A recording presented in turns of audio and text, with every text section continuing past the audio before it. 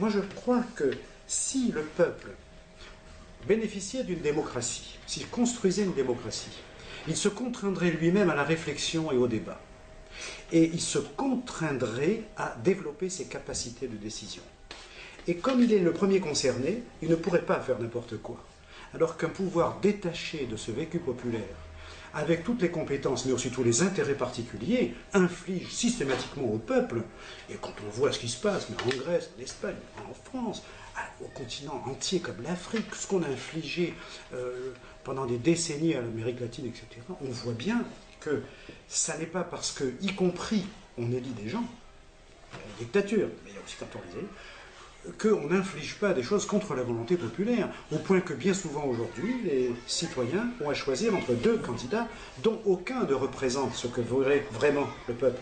D'où la montée de l'abstention, ou alors on vote plus pour empêcher un danger que pour voir ses aspirations développées. Donc moi je ne vois pas dans la démocratie un danger. Je pense que la démocratie est autant formatrice de compétences dans le peuple que le suffrage universel dans la démocratie représentative détruit.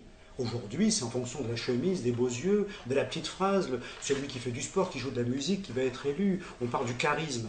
Moi, je préfère un responsable politique bègue, bossu et dépressif, mais qui sert le peuple, à quelqu'un de très beau, qui parle bien, qui présente bien, qui est très populaire dans les journaux People, et qui défend des intérêts particuliers contre ceux d'une population.